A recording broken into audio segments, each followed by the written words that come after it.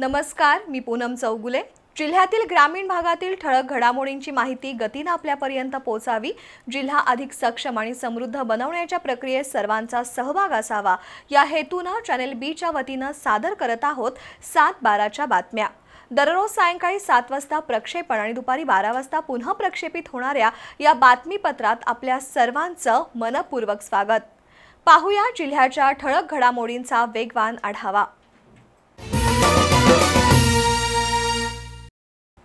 गडिंग्लजमधील प्रसिद्ध उद्योजक संतोष शिंदे यांनी आज पत्नी आणि मुलासह आत्महत्या केली। आज सकाळी ही घटना उघडकीस आल्यावर परिसरात खळबळ उडाली। शिंदे कुटुंबियांच्या तिहेरी आत्महत्येमुळे उद्योग वर्तुळासह त्यांच्या मित्रपरिवाराला मोठा धक्का बसला। काही महिन्यापूर्वीच त्यांच्यावर बलात्काराचा गुन्हा दाखल झाला होता, त्यामुळे ते तणावाखाली होते। त्यातून शिंदे यांनी जीवनयात्रा संपवल्याचं उघड झालंय। गडिंग्लजमधील तरुण उद्योजक संतोष शिंदे यांनी आपली पत्नी आणि मुलासह आत्महत्या केल्याचं आज सकाळी उघडकीस आलं। शिंदे यांनी आपल्या बेडरूममध्ये विषप्राशन करून आणि त्यानंतर गळे चिरून घेऊन जीवनयात्रा संपवली। आज सकाळी संतोष शिंदे यांच्या बेडरूमचा दरवाजा बराच काळ बंद असल्यानं त्यांच्या आई त्यांना बोलवण्यासाठी गेल्या, मात्र दरवाजा आतून बंद होता। त्यामुळे आजूबाजूच्या नागरिकांना बोलावून बेडरूमचा दरवाजा तोडण्यात आला। त्यावेळी 43 वर्षांचे संतोष शिंदे, त्यांच्या पत्नी तेजस्विनी आणि 14 वर्षाचा मुलगा अर्जुन यांचे मृतदेह आढळले। विषारी औषध प्राशन करून आणि गळा चिरून हत्या आणि आत्महत्या केल्याचं स्पष्ट झालं।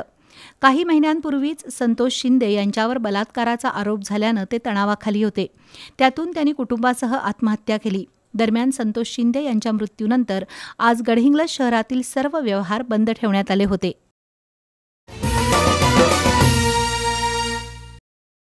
काळंबावाडीच्या दूधगंगा प्रकल्पात 1 टीएमसी एवढाच पाणीसाठा शिल्लक आहे। दूधगंगा नदीमधून परिसरातील लोकांना पिण्याच्या पाण्यासाठी 100 क्युसेक पाणी सोडलं जात आहे, तर डाव्या उजव्या कालव्यातून, पोट कालवे आणि गैबी बोगद्यातून पाणीपुरवठा बंद आहे। त्यामुळे केवळ कालव्यांच्या पाण्यावर अवलंबून असणाऱ्या शेतपिकांचं मोठं नुकसान होत आहे। आज पावसाला सुरुवात झाल्यानं काही अंशी दिलासा मिळाला असला तरी अजूनही दमदार पावसाला सुरुवात झालेली नाही। काळंबावाडी धरणात आज अखेर फक्त 1 टीएमसी पाणी शिल्लक आहे, त्यामुळे शेतीसह पिण्याच्या पाण्याचा प्रश्न गंभीर बनलाय। 2007 साली धरणातील पाणीसाठा पूर्णपणे कमी झाला होता, त्यानंतर आता यावर्षी पाणी कमी झालंय। 10 जुलैनंतर पिण्यासाठी पुरेल इतकंच पाणी सध्या धरणात शिल्लक आहे। सुदैवानं आज सकाळपासून पावसाच्या हलक्या सरी कोसळायला सुरुवात झाली आहे, मात्र बळीराजासह नागरिकांना दमदार पावसाची प्रतीक्षा आहे। गेल्या वर्षी याच दिवशी धरण क्षेत्रात झालेल्या पावसामुळे धरणात 5.24 टीएमसी पाणीसाठा होता। दूधगंगा धरण 27.43 टीएमसी क्षमतेचं आहे। त्यापैकी एकूण 25.40 टीएमसी पाणीसाठा केला जातो, त्यातील 23.99 टीएमसी पाणीसाठ्याचा वापर होतो। त्यातून 24 मेगावॅट वीज निर्मितीही केली जाते। त्यातून महाराष्ट्राला 23.43 टीएमसी तर कर्नाटक राज्याला 4 टीएमसी पाणीसाठा अशी तरतूद आहे। प्रकल्पाच्या डाव्या कॅनॉलमधून महाराष्ट्र राज्यातील 46,948 हेक्टर क्षेत्र तर कर्नाटक राज्यातील 12,954 हेक्टर क्षेत्र असे एकूण 59,933 हेक्टर क्षेत्र सिंचनाखाली येतं। त्यामध्ये मुख्य कालवा, कोल्हापूर, कुरुंदवाड, दत्तवाड शाखाद्वारे हा पाणी पुरवठा होतो, तर उजव्या कालव्यातून महाराष्ट्र राज्यात 14,886 आणि कर्नाटक राज्यात 5,422 हेक्टर क्षेत्र असे 20,308 हेक्टर क्षेत्र सिंचनाखाली येतं। मुख्य कालवा, कूर, बिद्री, निढोरी शाखाद्वारे पाणी पुरवठा केला जातो। धरणाचा अचल साठा म्हणजे मृत साठा 1.41 टीएमसी इतका असतो। सध्या या मृत साठ्यातील दिवस पाणी दूधगंगा नदीत पिण्यासाठी म्हणून सोडलं जात आहे, तर डावा उजवा कालवा आणि शाखाद्वारे होणारा पाणीपुरवठा बंद आहे. तसंच नदीतही उपसा बंदी करण्यात आल्यानं फक्त कालव्याच्या पाण्यावर अवलंबून असणारा हजारो एकर क्षेत्रातील ऊस आणि इतर पिकं धोक्यात आली आहेत. आजच्या पावसानं काही अंशी दिलासा मिळाला असला तरी सध्या संततधार पावसाची गरज आहे. बी न्यूजसाठी काळंबावाडीहून श्रीकांत जाधव.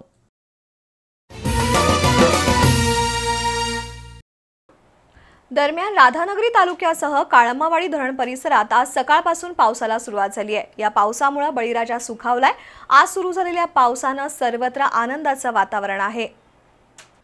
गेले महिनाभर ज्याच्या प्रतीक्षेत शेतकरी वर्ग होता त्या वरुण राजानं आज सकाळी बरसायला सुरुवात केली आणि शेतकऱ्यांनी समाधान व्यक्त केलं. सकाळी शेती कामाला गेलेले शेतकरी पावसाचा जोर वाढल्यानं दुपारी परत येताना दिसले. आता पाऊस सुरू झाल्यामुळे शेती कामांना वेग येणार असून शेतकरी वर्ग पेरणी करण्यात गुंतला आहे. शाहूवाडी तालुक्यातील शेतकरी पावसाच्या प्रतीक्षेत होते. पावसानं उघडीप दिल्यानं धरणांमधील पाणीसाठा कमी झाला होता. नद्यांची पात्रं कोरडी पडली होती. वाड्या वस्त्यांवर पाणी टंचाई जाणवत होती. माळ रानावरची पिकं वाळू लागली होती. दुबार पेरणीचं संकट शेतकऱ्यांसमोर उभं होतं. त्यामुळे शेतकरी चातकाप्रमाणे पावसाची वाट पाहत होते. या पार्श्वभूमीवर अखेर आजपासून पावसाला सुरुवात झाली. त्यामुळे पिकांना जीवदान मिळालंय. आता पेरणी आणि शेतीच्या मशागतीला वेग येणार आहे. महिनाभराच्या प्रतीक्षेनंतर भुदरगड तालुक्यात पावसानं हजेरी लावल्यानं बळीराजा सुखावलाय.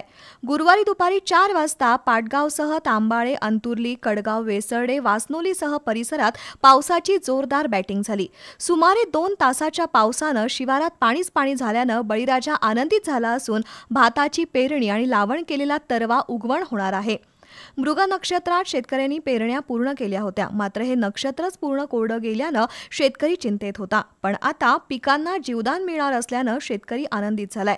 पाटगाव परिसरात गेले 2 दिवस पाऊस सुरू असल्यानं पाटगाव मध्यम प्रकल्पातील मौनी सागर जलाशयाच्या पाणी पातळीत वाढ होऊ लागली आहे.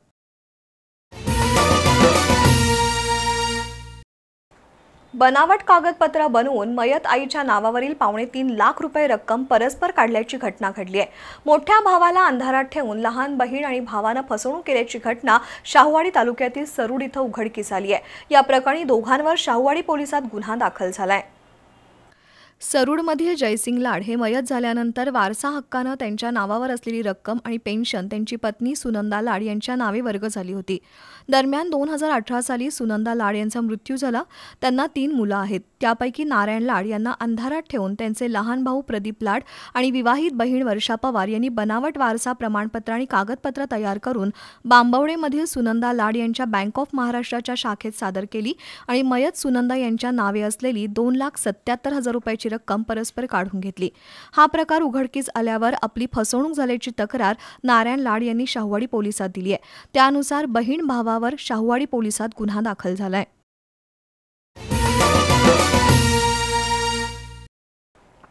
शाहूवाडी तालुक्यात गेल्या 2 दिवसापासून पाऊस कोसळतोय. जोरदार पावसामुळे कोल्हापूर रत्नागिरी मार्गावर आंबा घाटातील गायमुख मंदिरावर दरड कोसळली आहे. या दरडीमुळे मंदिराचे 2 लाख रुपयांचे नुकसान झालंय. शनिवारपासून शाहूवाडी तालुक्यात पावसाला सुरुवात झाली आहे. जोरदार पावसामुळे आंबा घाटातील गायमुख मंदिरावर दरड कोसळली. त्यामुळे मंदिराचं 2 लाख रुपयांचं नुकसान झालंय.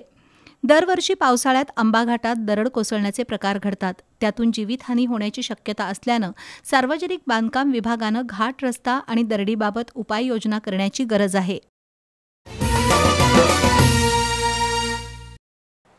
बिद्रीच्या दूधगंगा वेदगंगा सहकारी साखर कारखान्याच्या निवडणूक प्रक्रियेला शासनानं दिलेली स्थगिती उठवावी आणि कारखान्याची निवडणूक त्वरित घ्यावी अशी मागणी सत्ताधारी गटानं केली आहे.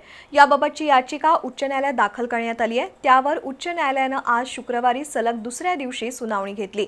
मात्र शुक्रवारच्या सुनावणीवेळी विरोधी आबिटकर गटाचे वकील अनुपस्थित राहिल्यानं उर्वरित सुनावणी मंगळवारी 27 जून रोजी घेण्याचं न्यायालयानं जाहीर केलंय. त्यामुळे सर्वांच्या नजरा मंगळवारच्या सुनावणीकडे लागल्या आहेत. बिद्री साखर कारखान्याच्या याचिकेवर 22 आणि 23 जून अशी सलग 2 दिवस सुनावणी झाली. गुरुवारच्या विरोधी गटाच्या युक्तिवादानंतर शुक्रवारी सरकारी वकिलांनी सत्ताधाऱ्यांची बाजू मांडली. मात्र या सुनावणीवेळी विरोधी गटाचे वकील अनुपस्थित होते. मंगळवारच्या सुनावणीसाठी आबिटकर गटाच्या वकिलांनी हजर राहावं, अन्यथा निकाल देण्यात येईल असा इशारा खंडपीठानं दिला. न्यायालयानं पुढील सुनावणी राखून ठेवली असून मंगळवारी या याचिकेवर निकाल देण्याची शक्यता आहे. त्यामुळे अन्य कारखान्यांसोबत बिद्रीची निवडणूक प्रक्रिया सुरू होणार होणार की पावसाळ्यानंतरच निवडणूक होणार हे मंगळवारी स्पष्ट होणार आहे.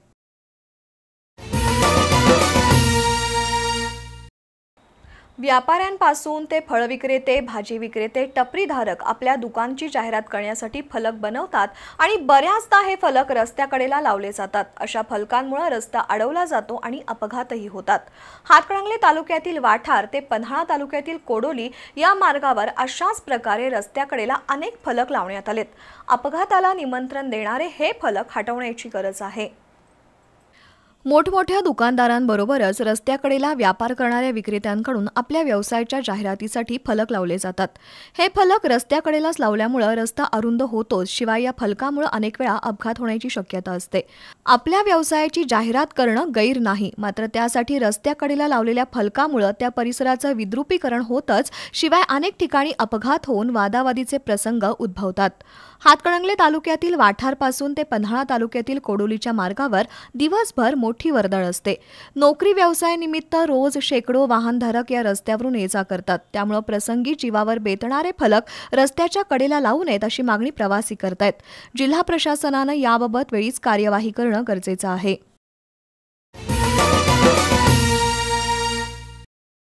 इचलकरंजीतील डीकेटीच्या इंजिनिअरिंग विभागातील 18 विद्यार्थ्यांची E2 ओपन कंपनीत 8 लाखाच्या पॅकेजवर निवड झाली आहे. या कंपनीचं मुख्य कार्यालय अमेरिका टेक्सास इथं असून दूरसंचार, सॉफ्टवेअर, संगणक प्रणाली, इलेक्ट्रॉनिक्समध्ये ही कंपनी कार्यरत आहे. अशा नामांकित कंपनीत इचलकरंजीच्या डीकेटी संस्थेच्या विद्यार्थ्यांनी नोकरी मिळवल्यानं त्यांचं अभिनंदन होत आहे. इचलकरंजीतील डीकेटी शिक्षण संस्थेत दर्जेदार शिक्षण आणि विद्यार्थ्यांच्या कॅम्पस इंटरव्ह्यूसाठी सॉफ्ट स्किल चाचणी, मार्गदर्शन आणि टेक्निकल मुलाखतीसाठी तज्ज्ञ प्राध्यापकांकडून मार्गदर्शन केलं जातं. त्याचा चांगला फायदा विद्यार्थ्यांना होतोय. यावर्षी E2 ओपन या IT कंपनीनं डीकेटीच्या तब्बल 18 विद्यार्थ्यांची 8 लाखाच्या पॅकेजवर निवड केली आहे. या विद्यार्थ्यांना संस्थेच्या संचालिका प्राध्यापिका डॉक्टर LS अडमुठे, प्राध्यापक डॉक्टर DV कोदवडे, प्राध्यापक डॉक्टर SA पाटील, प्राध्यापक GS जोशी यांचं मार्गदर्शन लाभलंय. या विद्यार्थ्यांचं सर्वत्र अभिनंदन होत आहे.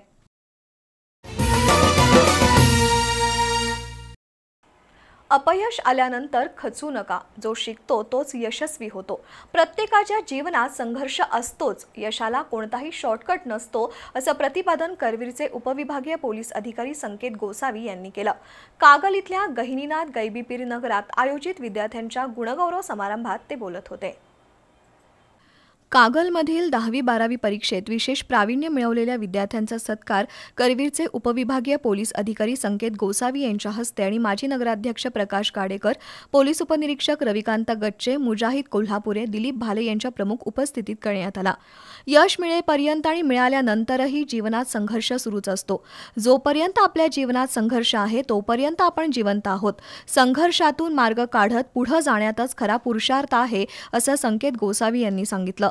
स्पर्धा परीक्षेत यश मिळवायचं असेल तर स्वतःच्या क्षमता लक्षात घेऊन अभ्यास करा, आत्मपरीक्षण करा, असंही त्यांनी नमूद केलं. यावेळी उदय काटकर, वैष्णवी नवाळे, स्नेहल जाधव, वैभव शिंदे, ॲडव्होकेट प्रशांत नवाळे, नरेंद्र बोते, नेताजी यादव यांनी मनोगत व्यक्त केली. कार्यक्रमाला शशिकांत माळी, सनातन माळी, सुहास सूर्यवंशी, उत्तम कांबळे, उदय पाटील, राजकुमार लोखंडे यांच्यासह विद्यार्थी, पालक, नागरिक उपस्थित होते. पन्हाळा तालुक्यातील कोतोली विभागाचे मंडल अधिकारी सतीश ढेंगे यांची 4 वर्षाच्या सेवेनंतर प्रशासकीय बदली झाली. कोतोली विभागामध्ये प्रामाणिकपणे केलेल्या कामाची पोचपावती देत आज कोतोली इथं ग्रामस्थांनी त्यांच्या कार्याचं कौतुक करत त्यांचा सत्कार केला.